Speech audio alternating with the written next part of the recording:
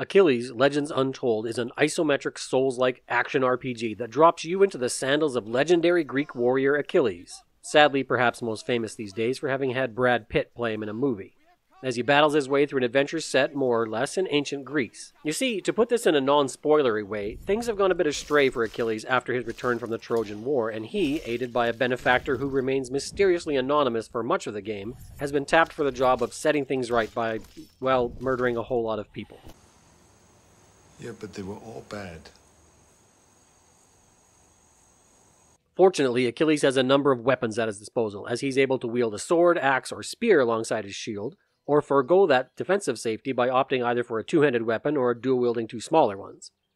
Weapons are found in rarities ranging from common up to mythic and can, along with your armor and shield, be upgraded at the blacksmith.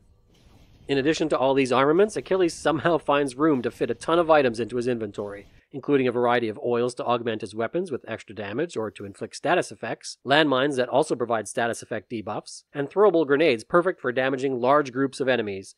And yes, they can also inflict status effects, as can enemies, which is why Achilles' collection of healing items also includes a slew of ways to remove effects, in addition to those aimed at preventing you from getting them in the first place. On top of all these weapons and items, Achilles can unleash a good variety of special attacks, at least once you put some skill points into the sprawling skill tree or discovered them elsewhere in the game.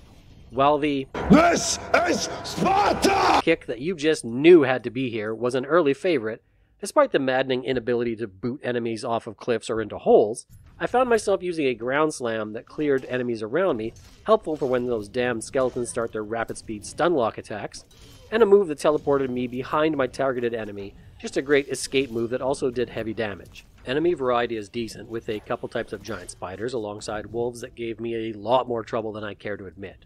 Pro tip, Spartan kick those doggos. It has priority over their pounds.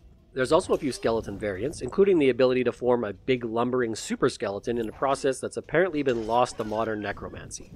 They head into battle alongside giant statues that come to life in a very "this is a video game" way when you get close to the chest they almost invariably guard. In addition to all that, you'll find traditional boss battle style set piece fights, some set in arenas, while there's also some sub-bosses found in the open world, including the Lestrygonian, I believe I massacred that name, a mythical race of monstrous man-eating giants.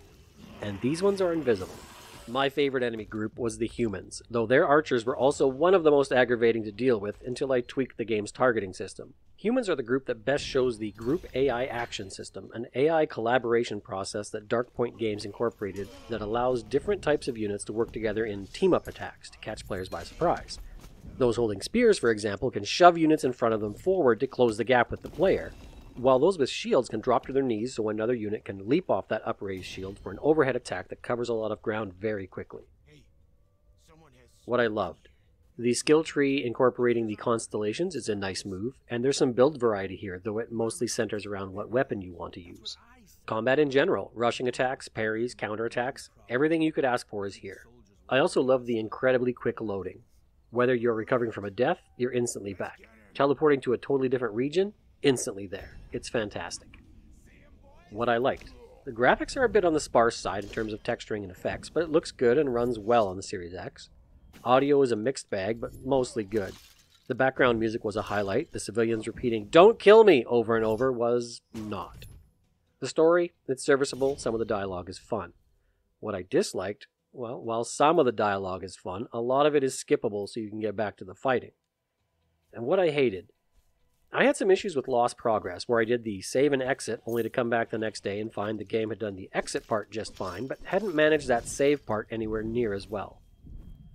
The bottom line, the gameplay is fun, the graphics are good, the audio is fine, but Achilles Legends Untold is one of those games that's greater than the sum of its parts. In fact, I've played through the game already in its entirety 3 times in total, once on Warrior mode and twice on the more difficult Hero mode, a regular playthrough and then the New Game Plus mode. I can't tell you how rare it is that I get done a game and want to go back through it and try something new, especially when you're talking about this time of year when there's all these very big games to play. So hats off to Darkpoint Games for what they've accomplished here with an extremely small development team.